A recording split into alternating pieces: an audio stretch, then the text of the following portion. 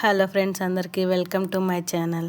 ఈరోజు చాలా సింపుల్గా చికెన్ కర్రీ ఎలా చేసుకుందాం చూసుకుందాం.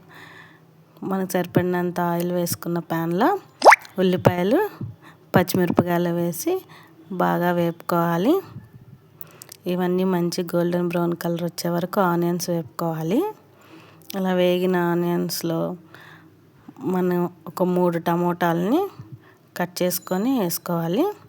ఇందులోనే కొద్దిగా పసుపు వేసుకొని కొంచెం ఉప్పు వేసుకోవాలి.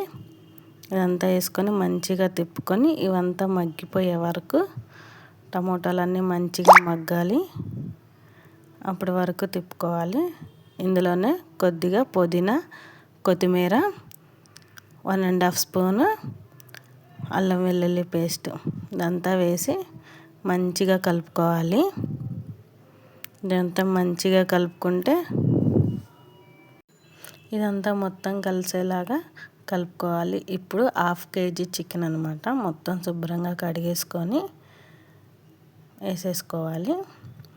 దీన్ని మంచిగా అటు ఇటు మొత్తం కలిసేలాగా కలుపుకోవాలి. మొత్తం చికెన్ అంతా నీట్గా కలిసిపోవాలన్నమాట. అలా మంచిగా కలుపుకొని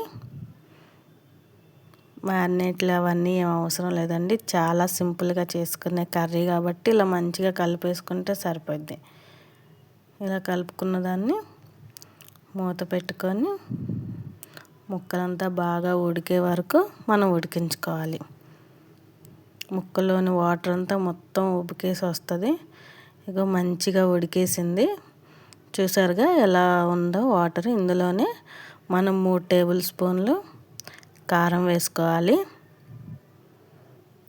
3 టేబుల్ స్పూన్ల కారం, కొద్దిగా 1 టేబుల్ స్పూను ధనియాల పొడి, 1/2 స్పూను వేయించిన జీలకర్ర పొడి,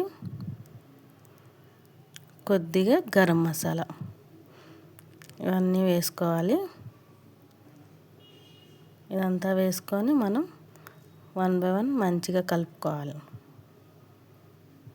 మనం ఎక్స్ట్రా వాటర్ ఏం పోయాల్సిన అవసరం లేదండి.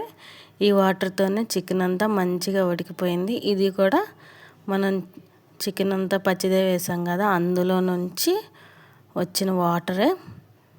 మొత్తం చూసారా ఎలా ఉన్నాయో. అసలు మనం వాటర్ పోసుకోవాల్సిన అవసరమే లేకుండా ఉన్నాయి. వీటన్నిటిని మనం మంచిగా కలిపేసుకొని కొద్దిగా మూత పెట్టుకోవడమే. ఇదిగోండి ఇలా కలిసిపోయింది మొత్తం. ఇందులోనే 1 స్పూన్ కొబ్బరి పొడి, కొద్దిగా కొత్తిమీర వేసి కలుపుకోవడమే. అంతేనండి చికెన్ కర్రీ. చాలా సింపుల్ అండ్ టేస్టీగా కూడా ఉంటుంది. హడావుడిగా ఉన్న టైంలో ఇలా ఒకసారి ట్రై చేసి చూడండి. వీడియో నచ్చితే నా ఛానల్ని సబ్స్క్రైబ్ చేసుకోండి, లైక్ చేయండి, నచ్చితే కామెంట్ చేయండి. నెక్స్ట్ వీడియోతో కలుద్దాం.